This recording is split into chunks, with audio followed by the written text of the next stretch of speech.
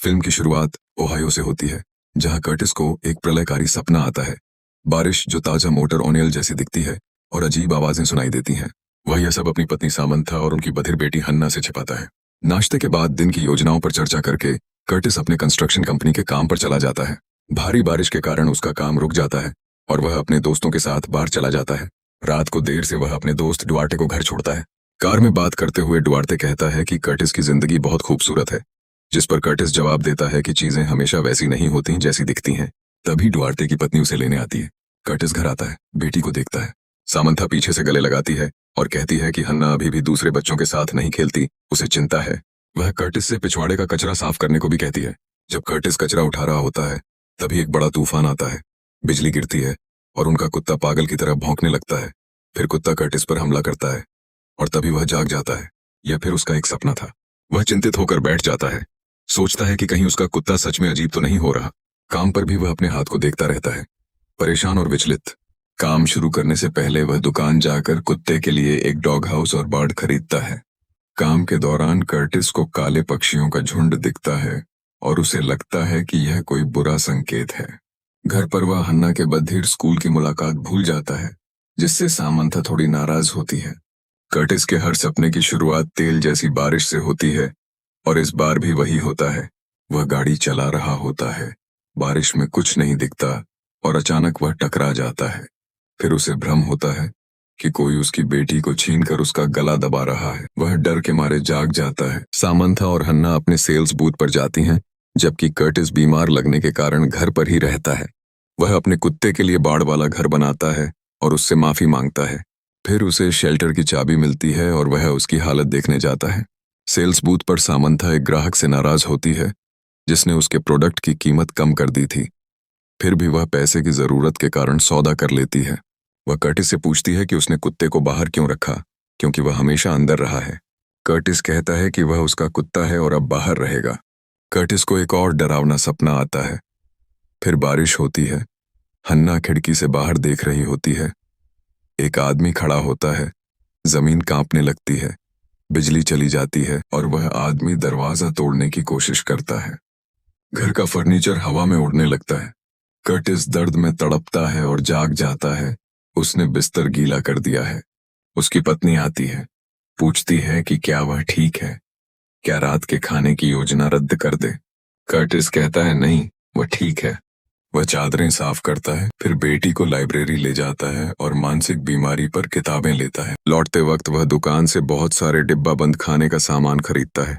घर पहुंचने पर सामंथा मेहमानों के साथ होती है। वह देर से आने पर उसे डांटती है। कर्टिस निराश हो जाता है और कहता है कि वह शेल्टर साफ करने जा रहा है।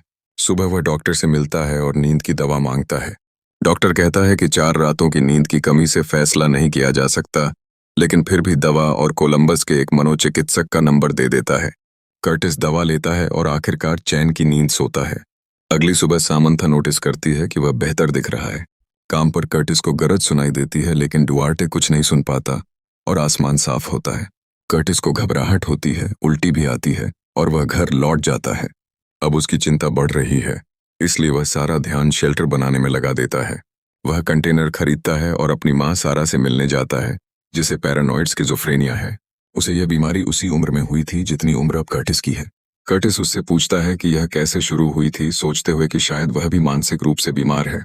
बाद में वह कोलंबस वाले मनोचिकित्सक की अपॉइंटमेंट रद्द कर देता है, क्योंकि दूरी और पैसों की समस्या है, लेकिन फिर भी शेल्टर पर खर्च की गणना करता रहता है।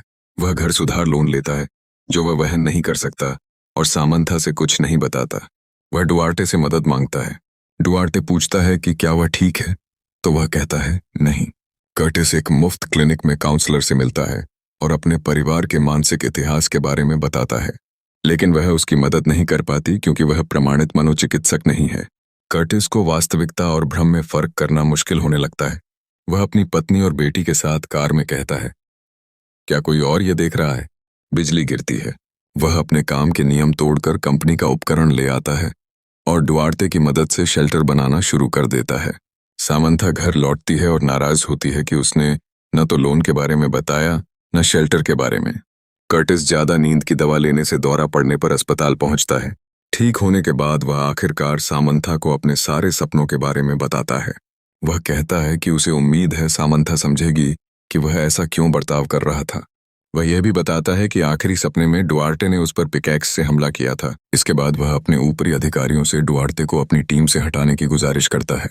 वह और सामंथा हन्ना की 6 हफ्ते बाद होने वाली कॉकलियर इम्प्लांट सर्जरी की तैयारी करते हैं, जो कर्टिस के काम की इंश्योरेंस से कवर होगी। कर्टिस का भाई कैल मिलने आता है और कुत्ते को अपने साथ ले जाता है।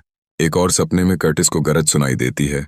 उसकी पत्नी रसोई में भीगी खड़ी है, हाथ में चाकू लिए हुए। वह डर जाता है। कंपनी को जब पता चलता है कि उसने उपकरण उधार लिए हैं, तो उसका बॉस उसे निकाल देता है और सिर्फ 2 हफ्तों की मेडिकल इंश्योरेंस देता है। सामंथा गुस्से में उसे थप्पड़ मारती है और बेटी के साथ चली जाती है।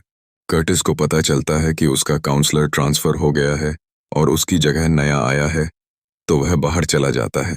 तनाव बढ़ जाता है। सामंथा नाराज है क्योंकि इतनी मुश्किल घड़ी में कर्टिस ने नौकरी खो दी। कर्टिस को डर है कि सामंथा उसे छोड़ सकती है, इसलिए वह असली मनोचिकित्सक से मिलने को राजी हो जाता है। सामंथा कहती है कि उन्हें एक सामाजिक कार्यक्रम में जाना चाहिए ताकि जिंदगी फिर सामान्य लग सके। वह पैसे उसी बीच ट्रिप से लेती है जो उन्होंने बचाए थे। कार्यक्रम में डुआर्टे आता है और गुस्से में कर्टिस को मार देता है।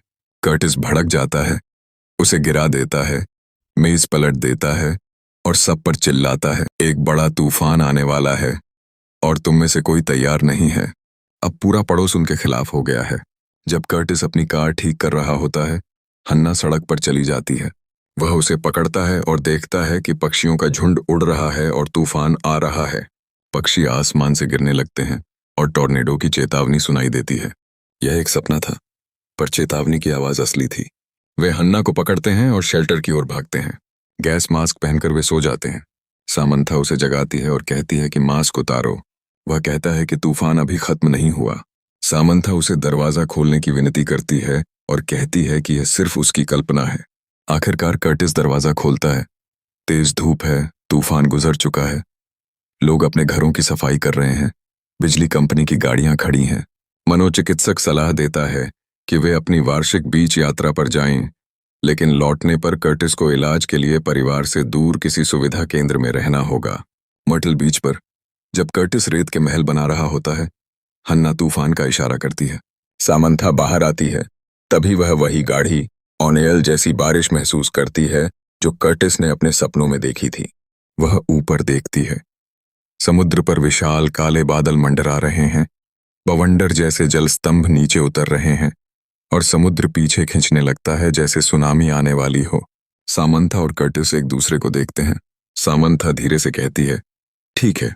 दृश्य काला पड़ जाता है और वास्तविकता का सच एक रहस्य बना रहता है। देखने के लिए धन्यवाद। अगर आपको ऐसे वीडियो पसंद हैं तो सब्सक्राइब करें।